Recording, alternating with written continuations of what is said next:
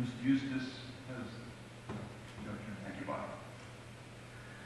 I want every dollar that all of you hardworking taxpayers in this community pay to send to Beacon Hill possible to come back into this community. I want to keep your money here. Our forefathers had the great wisdom to understand that local government is the best government for a number of reasons. It understands the local needs better. It can meet those local needs more efficiently. And here's always been my favorite part. It makes those local government leaders more accountable. The ones that make those decisions, they're your neighbors. They're the ones that you see on the soccer fields or in the coffee shops. I want that money to come back to the community and to be managed locally. And I will fight to get every dollar back to this community because it's your money.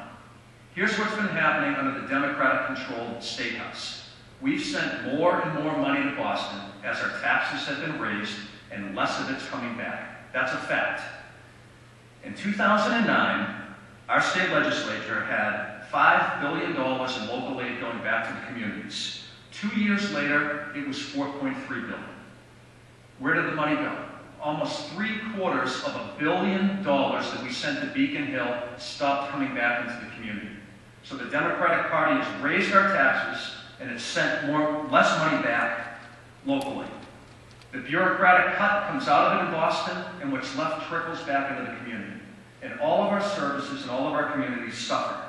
As you folks know, and as Jeff knows, having been a town official in Franklin, every town is running on a shoestring budget right now.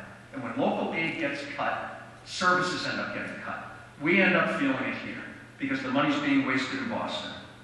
We're paying more, we're getting less, and services are getting cut. This is unacceptable, it's got to stop, and it is not the right direction in this state.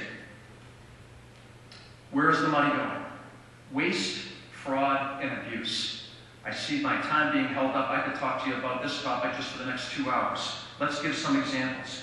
EBT card fraud estimates, which my brother at one of his Democratic debates had problems with some of the legislation and the reforms that were being sought. Common sense reform measures, such as EBT cards, which are designed for basic services and basic needs, shouldn't be used on Alaskan cruises or in tattoo parlors or other establishments that I'm not going to mention in this company. Just last year, 2,000 new $100,000 or more state jobs were created by the Democratic legislature and our Democratic governor. That's $200 million worth of payroll in state employees. 2,000 new jobs at $100,000 a year or more. Waste, fraud, and abuse. We've got a probation scandal on Beacon Hill right now, where patronage jobs are giving out as political favors, and indictments are sure to follow those as well. Money is being wasted. You don't have to be an economics major, which I was undergrad, to understand this. If you're sending more money to Beacon Hill and getting less back, then the party that's in control of that money isn't doing it right. And I will fight for local aid. Contrary to what Jeff said earlier, implied that if I'm calling out the indictments or pointing out what they're doing wrong, somehow we're going to get punished by not getting the money back. It's nonsense. I'm going to fight for every taxpayer here, every struggling business in this community to get your money back in the community because it's your money. And what they're doing in Beacon Hill right now is not working. Thank you.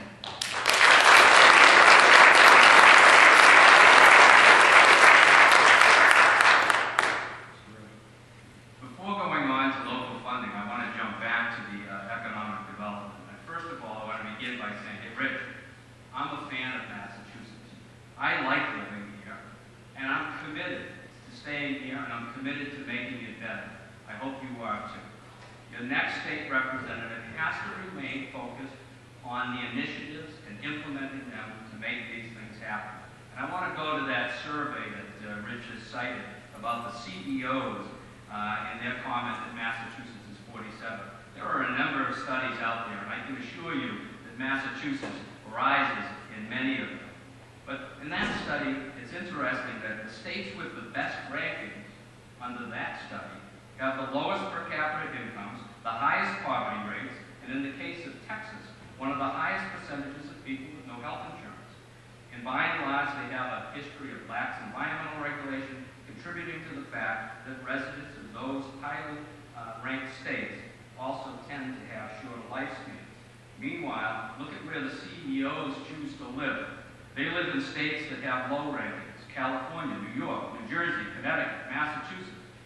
So the bottom line, Rich, make your state a place where CEOs like to put their business, and you can expect a poor quality of life and low paychecks. Make your state a place where CEOs like to live, and you're going to get better quality of life, higher paychecks, and a longer life. Now, local aid is very important, and the voters in Massachusetts support the services that are provided in their local communities, and I want those services to be adequately funded. These services are essential to quality of life, and they're also essential to strengthening our state's economy. What do you look for when you're looking for a community to live in?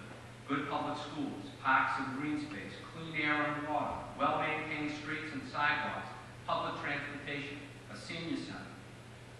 We're not funding Republican or Democratic facilities, Republican roads or Democratic roads. We're funding communities for everyone. And I'm going to work in a bipartisan approach to fund them for everyone. I'm certainly opposed to fraud and waste. And if somebody does something illegal or does something wrong, I believe they should be prosecuted to the fullest extent of the law. And I will see to it that the laws are strengthened so that happens. I don't want any fraud and abuse in this government, as you do.